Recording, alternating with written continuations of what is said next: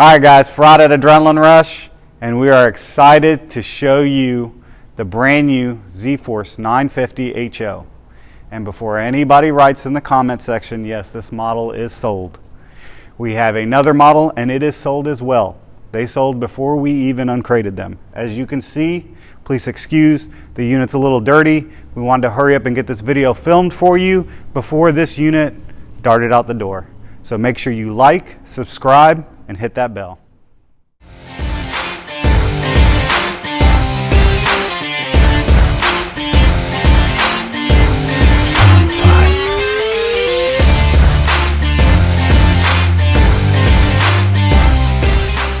Alright guys, let's jump into this thing and tell you a little bit about some of the changes. One thing that they did do a little bit different, obviously, as you can see right here, they changed the wheels. You have a beadlock style wheel now. And another thing too, it's kind of hard to see in the video. Obviously, you'll see it when you do see these in person. This thing does have a little bit more ground clearance. It has 13 inches of ground clearance. And it is a wider stance four-wheeler. You went from a 60-inch to a 64-inch wide stance on these. Also, the motor went from a 79 horsepower to a 90 horsepower. I know the guys that have had motorcycles in the past and stuff like that, doesn't sound like a whole lot of horsepower, but on this type of unit, something with that much of an increase is a big, big improvement. So the next thing I want to show you guys is a little bit on the inside. All right, we're going to talk a little bit about the interior.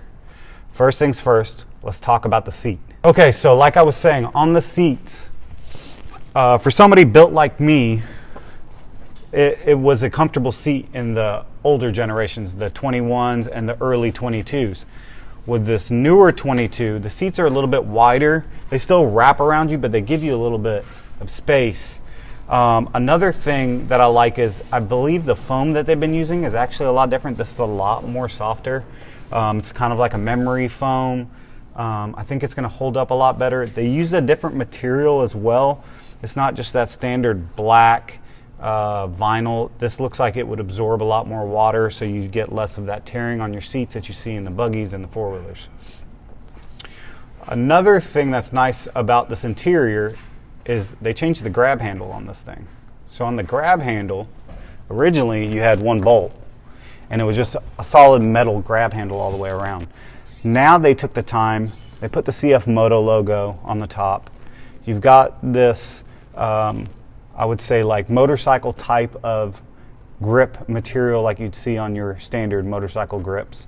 One thing I did notice is, so you got these quick clips right here, and what that does is that locks that into place for you. Well, on this, you just flip those handles down and you put a little bit of force to it. She pulls completely out. You can actually put it in, set it if you need it closer, lock it back into place. Where the other unit, you had a single bolt, you had to have tools. You can do this on the fly with this one. The glove box is still the same, the e-brake is still the same. You know, you got your shifter, your cup holders, the standard stuff.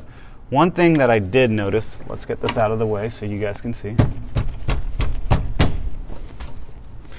And another reason I think that's so tight is so that you don't do exactly what you saw me do, where I yank it completely out. The buttons, the switches, they're a little bit different.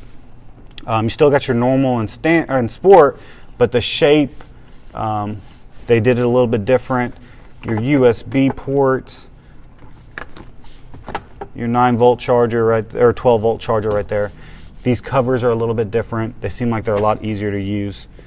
My favorite thing I would say, and I know it probably doesn't make a whole lot of difference, is this steering wheel right here. It looks amazing. It feels good in your hands. I feel like you get a lot more clearance here on the bottom because it's flat for the bigger boys or girls. You have this center line like they put actually in race cars, like you see like in Italian race cars.